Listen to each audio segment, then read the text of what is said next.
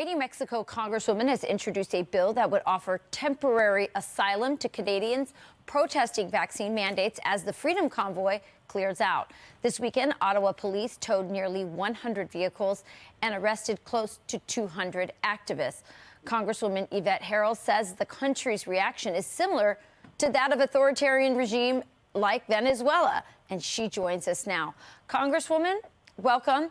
I couldn't agree with you more. In fact, I just interviewed somebody who was an eyewitness there at the convoy protest and said that he believes that they are using police brutality to incite and provoke the truckers in order to justify this crackdown on their rights to protest and oppose the government.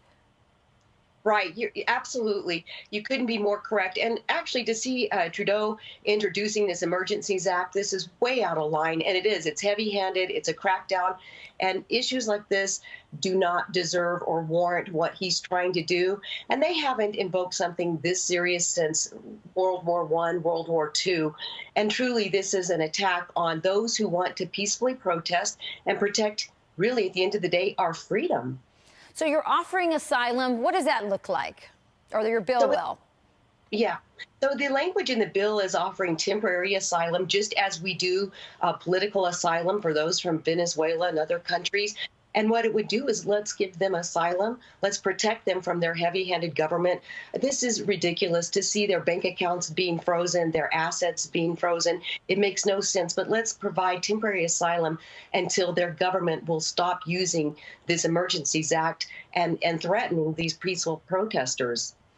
Yeah, you know, it is so similar to what you see in Cuba, in Russia, and especially in China. And you mentioned the financial warfare that is being waged against not just the truckers, but anyone who wants to send a donation. They're being threatened with their livelihood. And as you said, they're using these emergency powers that they say are temporary, but we never know how temporary they are.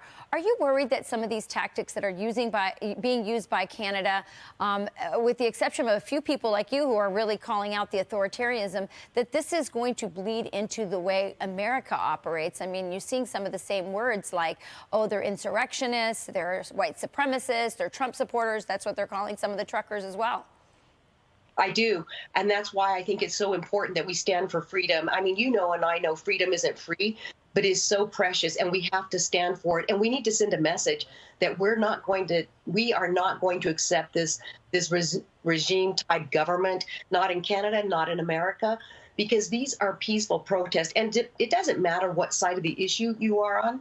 The fact that we have always been a nation, and so is Canada, of a country that can peaceful protest, that we can gather. And if we let the government get away with this, this is coming to a country near you, and we have to stand for freedom at this point. Congresswoman, thank you so much for bringing this issue to light and for introducing this bill that hopefully will help the truckers and bring more attention to the really authoritarian and Cuba, Venezuela-like tactics of the Canadian government. Thank you, Congresswoman. Always a pleasure to have you.